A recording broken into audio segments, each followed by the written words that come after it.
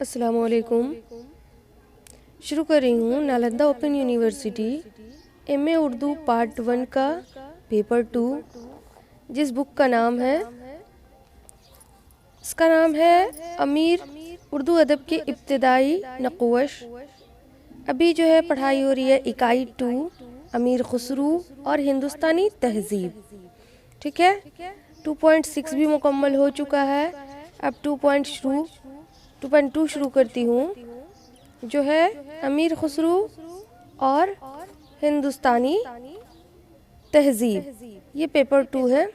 ٹھیک ہے،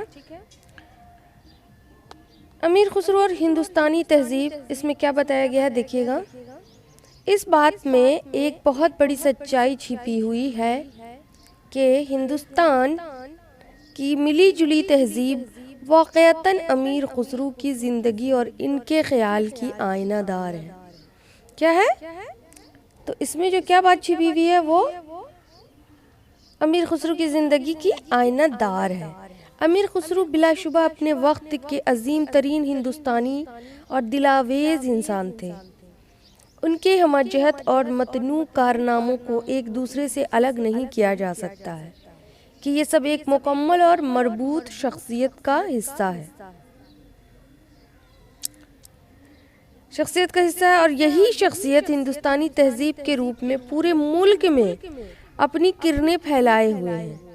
یعنی پورے ملک میں ان کی پہچان، ان کی شناخت موجود ہے. وہ نہیں موجود ہے لیکن ان کی ہر ایک ادا سے پورا ملک معطر ہے. ٹھیک ہے، ان کی خوشبو سے. امیر خسرو ایک ایسے عہد میں، ایک ایسے دور میں پیدا ہوئے جو انتشار اور خلفشار کا دور تھا. چنگیز خان اور اس کا جانشینوں کی سرکردگی میں منگولوں کے غلغل کے ایشیا کے بڑے حصے کے تباہ و بالا کر رہے تھے. امیر خسرو کے قبیلے اور خاندان کے افراد کو بھی طرح طرح کی صعوبتیں برداشت کرنی پڑی. اسی وجہ سے ان کے والد امیر سیف الدین محمود کو بھی دوسرے بہت سارے لوگوں کے ساتھ ہندوستان میں پناہ لینی پڑی. یقینی طور پہ یہ سارے واقعات خسرو کے نوجوان ذہن پر مرتسم ہوئے ہوں گے. یعنی جیسا بھی دور گزرا تو بچے اگر سن بلوغ پہ ہوتے ہیں تو ان پر تو ہر چیز کا، ماحول کا اثر پڑتا ہے اور بچپن سے ہی اثر پڑتا ہے، اور جب جوانی آتی ہے تو اس کا کہیں نہ کہیں اپنا ریئیکشن ظاہر کرتے ہیں. ٹھیک ہے، تو امیر خسرو کے پر بھی جو اثر پڑا اس کا جو ہے آپ لوگوں کو بک میں واضح ہو رہا ہے کہ وہ ہر طرح سے اپنی حالات حاضرہ کو ظاہر کیا ہے. ٹھیک ہے، تو کرنے پڑے. اب جو ہے بات آ رہی ہے منگلوں کے ایک مرتسم ہو گئے. آنے والے زمانے میں انہیں خود بھی منگولوں کے ایک حملے کی لائی ہوئی. منگول ایک زمانے میں اس زمانے میں مطلب حملاوروں نے جو کیا تھا اس کا نام تھا منگولوں. ٹھیک ہے، تو لائی تباہی کا گواہ ہونا تھا جب وہ ایک منگول سوار کے ہاتھوں گرفتاری سے اپنے آپ کو محض ہیلے اور حسن تدبیر ہی سے بچا سکے تھے. سیف الدین محمود نے ہندوستان میں ایک نو مسلم خاندان میں شادی کی. ان کے والد صاحب کے بارے میں بتائی گئی ہے. سیف الدین محمود کی 4 اولادیں ہوئیں. امیر خسرو ان میں سے ایک تھے. امیر خسرو کی پیدائش 1253 عیسوی میں اتر پردیش کے ضلع ایٹا کے ایک قصبہ پٹیالہ میں ہوئی. یہ سب کو آپ انڈر لائن کر لیجئے اور یاد رکھیے گا، ذہن نشی کر لیجئے گا. ٹھیک ہے، جو گنگا کے کنارے آباد ہے اور دلی سے زیادہ دور نہیں، کیونکہ وہاں کسی طرح کی چیٹنگ وغیرہ نہیں چلتی ہے. تو آپ کو پوائنٹ آؤٹ کر کے اگر لکھیے گا نا تو کم مختصر سے بھی آپ نمبر اچھا اٹھا سکتے ہیں. بہتر ہو فل ڈیفینیشن کے ساتھ، اس کے ساتھ. کسی بچے نے مجھ سے پھر پوچھا ہے، اسٹوڈنٹ نے، کہ کتنے گھنٹے کا شیڈیول بناؤں. تو بات آتی ہے آپ پوسٹ گریجویشن کے اسٹوڈنٹ ہیں، آپ یہ نیشنل ایلیجیبلٹی ٹیسٹ کے لیے بھی ایلیجیبل ہو جائیں گے، تو آپ کو پڑھنا تو ہے، لیکن ہاں اتنا بھی زیادہ گھنٹہ جو ہے میٹر نہیں کرتا ہے کہ آپ لگاتار سے مطلب پڑھتے رہیں. اگر آپ 2 گھنٹے بھی دن میں نکال لیتے ہیں، 2 گھنٹے رات میں، اپنے کام کے باوجود، اپنے ورک کے باوجود، تب بھی آپ کامیابی حاصل کر سکتے ہیں، کیونکہ میں نے بھی جب پڑھائی کی تھی تو گھر کے بھی بہت سارے کاموں کو مینیج کیا تھا اور ساتھ ساتھ اس کو ہینڈل کرنا، اور میری شادی بھی ہو گئی تھی تو سوچئے تھوڑا سا ڈیفیکلٹ ہوا تھا، پھر بھی میں نے اس کو کمپلیٹ کیا تھا۔ وجہ میری یہ تھی کہ میری جو دلچسپی ہے اردو میں وہ بہت زیادہ تھی، تو اس لیے مجھے دشواری نہیں ہوئی، میں نے مینیج کر لیا، کیونکہ میں بہت زیادہ اردو پڑھتی تھی اور میں کہیں سے اٹھا کر اسے کلیکٹ کرتی تھی۔ یہ نہیں ہے کہ میں صرف بک پہ ہی فوکس کرتی تھی، بک مجھے نیا لگتا تھا، لیکن میں بک سے ادر، جیسے میں گریجویشن میں پڑھی تھی تو مجھے علم تھا، اور میں اس زمانے میں بھی گوگل میں سرچ کر کے پوری ڈیٹیل جانتی تھی، جیسے کہ گودان، جیسے کہ گورا، جیسے امراؤ جان، اس طرح کی کہانی میں پوری طرح سے پڑھنا چاہتی تھی گوگل سے، اور پڑھنے کے بعد میں اس کا تھوڑا تھوڑا ٹاپک جو ہے امپورٹنٹ ٹاپک نکال کر شامل کرتی تھی۔ مثلاً جیسے ڈپٹی نذیر احمد، تو اس کی کہانی میں نے پڑھ لی تھی، ان کی حالات زندگی پر، تو مجھے اگر ان سے ریلیٹڈ کوشچن آیا تو میں اس کو لکھ دیتی تھی۔ تو یہی بات آپ کو بتاتی ہوں کہ آپ جو ہے پڑھنے کے لیے آپ دن میں 2 گھنٹے، اگر صحیح سے 2 گھنٹے بھی پڑھ لیں گے موضوع اور ٹاپک کو سمجھ کر کے تو بہت ہو جاتا ہے۔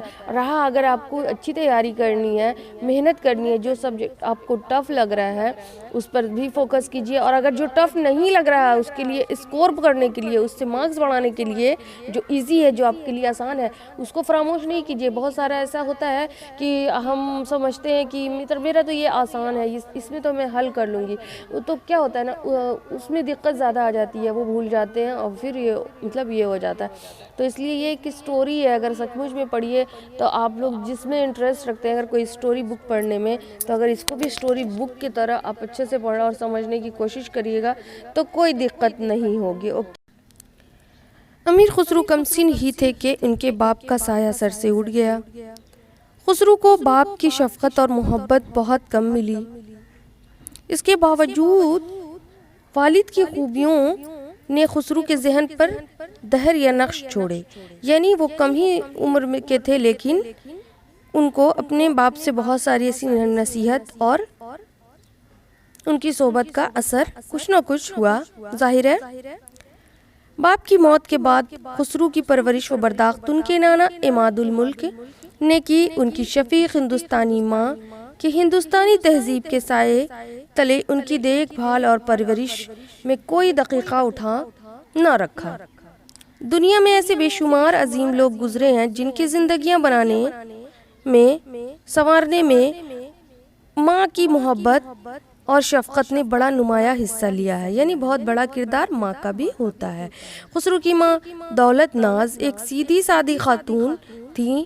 یوں تو ان کے بارے میں بہت کم معلومات حاصل ہے، لیکن اپنی ماں کی وفات پر امیر خسرو نے مرثیہ لکھا، اس سے صاف پتہ چلتا ہے کہ خسرو کی کردار سازی میں ان کی ماں نے بڑھ چڑھ کر حصہ لیا اور انہیں مکمل طور پر ہندوستانی بنانے میں بڑی دلچسپی دکھائی اور جان توڑ کوشش کی۔ امیر خسرو کے نانا عماد الملک صاحب بصیرت، تجربہ کار اور سمجھدار انسان تھے۔ لوگ انہیں عزت کی نگاہ سے دیکھتے تھے۔ انہوں نے اس بات کا پورا خیال رکھا کہ ان کا نواسہ بہترین تعلیم و تربیت سے آراستہ ہو، یعنی اچھی تعلیم حاصل کرے اور نام روشن کرے۔ اس میں کوئی شبہ نہیں کہ خسرو کی ذہنی تربیت اور بدلتی ہوئی دنیا سے مطابقت پیدا کرنے کی صفت انہیں اپنے نانا سے ملی۔ وہ ہمیشہ کہا کرتے تھے کہ بیٹا تم پہلے ہندوستانی ہو۔ یہ بہت بڑی بات انہوں نے کہی تھی۔ آج کل کے دور میں لوگ صرف اپنی قوم پرستی کرتے ہیں اور اپنی کہتے ہیں نا سیلفش ہو گئے ہیں۔ وہ یہ نہیں سوچتے کہ ہم ہندوستان میں رہنے والے سب سے پہلے ہندوستانی ہیں۔ اگر ایسا سوچ لے تو ہمارے ہندوستان، ہمارے ملک میں کبھی کسی طرح کی کوئی دشواری نہیں ہوگی اور صرف ہندوستانی بعد میں مسلمان ہو۔ ہندوستان میں بہت سے مذاہب کے ماننے والے لوگ رہتے ہیں، سب کی زندگیاں مل جل کر ایک رنگ کی ہو گئی ہیں، سب کے عادات و اطوار ایک ہو گئے ہیں، ہمارا ایک ہی مشترکہ کلچر ہے، ہماری ایک ہی تہذیب ہے، ہندوستانی تہذیب۔ تم بھی اسی تہذیب کے پروردہ ہو اور اسی تہذیب کی حسن کاری تمہاری زندگی کا اصل مقصد ہونا چاہیے۔ ابھی خسرو 20 برس کے ہی تھے کہ ان کے نانا بھی چل بسے۔ گزر بسر کرنے اور سرپرستی پانے کی غرض سے انہیں بادشاہوں اور شہزادوں کی درباروں کا رخ کرنا پڑا۔ ذرا ان درباروں کا تہذیبی رنگ دیکھیے جس سے امیر خسرو کو نبرد آزما ہونا پڑا، اور جہاں ایک خوبصورت ہندوستان کے خواب دیکھے، ایک ایسی تہذیب کی تمنا کی جس کے اندر رہ کر کوئی اپنے آپ کو بڑا یا چھوٹا محسوس نہ کرے۔ علی یاور جنگ رقم تراز ہیں، دیکھیے کیا رقم تراز ہیں، دیکھیے کیا لکھے ہیں انہوں نے۔ ایک طرف مقربین خصوصی میں شامل ہونے کے لیے جد و جہد کرنی پڑتی تھی، تو دوسری طرف معطوب بارگاہ ہونے کا اندیشہ بھی لاحق رہتا تھا۔ یہ ساری باتیں کس کے لیے لکھی ہیں انہوں نے؟ تو امیر خسرو کے لیے۔ ایک طرف شائستہ خوشطبع تھی تو دوسری طرف رقیق تعیش پسندی، ایک طرف شاعری، موسیقی اور گیتوں کی سحر انگیزی تھی تو دوسری طرف جنگ و جدال کی للکار، ایک طرف فتح و نصرت کے جشن تھے تو دوسری طرف شکست و مغلوبیت کی لائی ہوئی محرومی و نابرادی، اور سب سے بالا تر قسمتوں کے بننے اور بگڑنے کا صفا کانہ کھیل اور خاندانوں کے عروج و زوال کا لامتناہ ہی سلسلہ بھی جاری تھا، جس میں عام آدمی کا کوئی دخل نہ تھا۔ یہ وہ دور تھا جس میں ایک خاندان دوسرے خاندان پر سبقت لے جانے کی جدوجہد میں مصروف تھا، اور مختلف جاگیردار حریفانہ کشمکش میں لگے ہوئے تھے۔ امیر خسرو کا زمانہ ایک ایسا پرآشوب دور تھا جس میں جینے کے لیے جگہ جگہ کی خاک چھاننی پڑتی تھی۔ اس زمانے میں بادشاہوں کی قصیدہ خوانی عام تھی۔ خسرو بھی اس سے الگ نہ تھے، لیکن انہوں نے پہلی دفعہ ہمت دکھائی اور قصیدے سے مبالغے الگ کیے اور بادشاہوں کو ان کے عمل اور کردار کی سچائی بتانے لگے۔ یہ وطن سب سے محبت کی سرشاری کا نتیجہ تھا کہ بادشاہوں سے قریب ہونے کے باوجود عام آدمیوں سے ان کا ربط کبھی نہیں ٹوٹا۔ لوگ انسان بڑے بڑے لوگوں سے تعلق رکھنے کے بعد عام انسان کو، چھوٹوں کمزرفوں کو، کمتر کو، جو متوسط طبقے کے ہیں ان کو فراموش کر دیتے ہیں، ان کو چھوڑ دیتے ہیں، ان کو کمتر سمجھنے لگتے ہیں، لیکن ان میں ایسی کوئی بات نہیں تھی۔ خسرو کا مزاج بازار اور دربار دونوں سے ہم آہنگ تھا۔ ان کی تخلیقات میں بھی ہندوستانی تہذیب کی نرنگیوں کی عکاسی ملتی تھی۔ ہندوستانی تہذیب کو خوبصورت بنانے کی سمت خسرو کی طرف سے جو کوشش دیکھنے کو ملتی ہے، اس کا ایک خوبصورت وسیلہ بھی انہیں میسر آیا۔ انہیں ایک درباری اور سپاہی کی حیثیت سے ملک کے طول و عرض میں سفر کرنے کا موقع ملا۔ اس دوران انہوں نے جو کچھ دیکھا، سمجھا اور لکھا، وہ اس عہد کے سماجی حالات کے بارے میں ہمارے بیشتر موجودہ علم کا مستند ماخذ بن گیا۔ انہیں گاؤں والوں اور سماجی رسم و رواج اور تہذیب و کلچر سے اتنی ہی دلچسپی تھی جتنی کہ اپنی ملازمت اور درباری سے۔ ان کے درباری کا ایک مقصد یہ بھی تھا کہ حکومت کی طرف سے ایسا سازگار ماحول تیار کیا جائے جہاں ہر ہندوستانی فراغتوں اور خوشیوں کے ساتھ زندگی گزار سکے، کہیں نفرت نہ ہو، ہر طرف محبت ہی محبت ہو، ہے نا۔ امیر خسرو نے ہندوستان کے مختلف حصوں کا متعدد بار سفر کیا تھا، اور بلا شبہ انہی سیاحتوں کے دوران ان کے دل میں اپنے وطن کے لیے کشش مطلب کھچاؤ ہوتا ہے، محبت میں بے پناہ اضافہ، اور اس سارے عوام کی دھڑکنیں ان کے اپنے دل کی دھڑکنیں بن گئیں، اور یہاں مذہب و ملت کی کوئی تخصیص نہیں تھی۔ ہندو ہو یا مسلمان، سکھ ہو یا عیسائی، سب ان کے سامنے یکساں تھے۔ کسی مذہب کے طریق زندگی کی انہوں نے کبھی تنقیص نہیں کی۔ سب کے پرب تہوار اور رسم و رواج میں وہ اپنائیت محسوس کرتے تھے۔ اس اپنائیت اور کشش و محبت کو ان کے فطری تجسس اور شوق سے بھی تقویت پہنچی۔ خسرو نے بھی یہ بھی محسوس کیا کہ جب جاہ و اقتدار کی کشمکش کے باعث مختلف نسلوں کے لوگ ایک ہی آسمان کے نیچے اور ایک ہی زمین کے اوپر جل کر رہتے ہیں، تو ان کے نظریات و خیالات جو رنگ نسل کے امتیازات سے پہلے ہی بالاتر تھے اور بلند ہو گئے۔ چنانچہ امیر خسرو کی تصانیف اور ذاتی زندگی اپنے تمام تر رنگینیوں کے ساتھ ان کی آفاقی ذہن اور ہندوستان کی ملی جلی تہذیب اور طرز زندگی کی آئینہ داری کرنے لگی۔ اوکے، یہ بات پورے وثوق اور یقین سے کہی جا سکتی ہے کہ امیر خسرو کا دل اس سرزمین کی محبت سے سرشار تھا جہاں وہ پیدا ہوئے تھے۔ انہوں نے اپنے وطن کی اتنی تعریف و توصیف کی ہے جتنی کسی نے نہیں کی۔ اس معاملے میں دنیا کا کوئی شاعر یا ادیب، چاہے اس کا تعلق کسی زبان اور ادب سے ہو، امیر خسرو کے مقام کو نہیں پہنچتا۔ یعنی امیر خسرو ایسی شخصیت کے حامل تھے جو ان کا مثال کوئی نہیں بن سکتا۔ کوئی بھی بہت سارے ایسے ہیں جو ہندوستان سے محبت رکھتے ہیں، لوگوں سے محبت رکھتے ہیں، نرم دل ہیں، شگفتہ دل ہیں، لیکن امیر خسرو کے مقابلے میں کوئی بھی انسان یہاں تک نہیں پہنچ سکا ہے۔ امیر خسرو نے اپنے وطن ہندوستان کو تمام دوسرے ملکوں سے بہتر اور اچھا کہا ہے۔ وہ اپنے آپ کو ترک ہندوستانی کہتے تھے۔ ان کی رگوں میں جو ہندوستانی خون رواں تھا یہ اسی کی دین تھی۔ ہندوستان سے ان کی محبت عقیدت ان کے تجربات و مشاہدات کا نتیجہ بھی ہے۔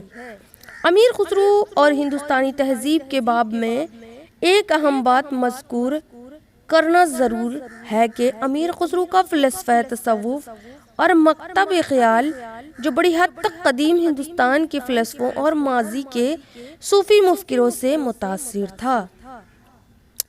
آئندہ تحریکوں اور بعد میں آنے والے صوفی بزرگوں کے لیے مشعل راہ بنا، جن کی تعلیمات کا مقصد ہندوستان کے دو بڑے فرقوں کی وسیع انسانی برادری کے حلقے میں باہم شیر و شکر کرنا تھا۔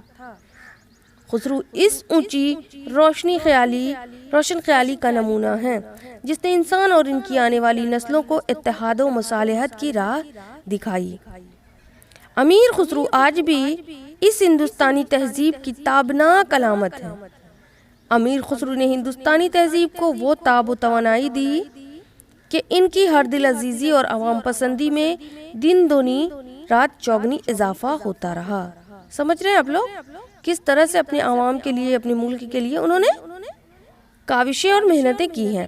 اس کے باوجود مطمئن ہو کر بیٹھ نہیں گئے، انہوں نے اپنے مشاہدے کو وسعت دی، زندگی کو ایک ایک پہلو سے برتا، پرکھا، اپنایا اور اپنی تحریروں میں رنگا رنگ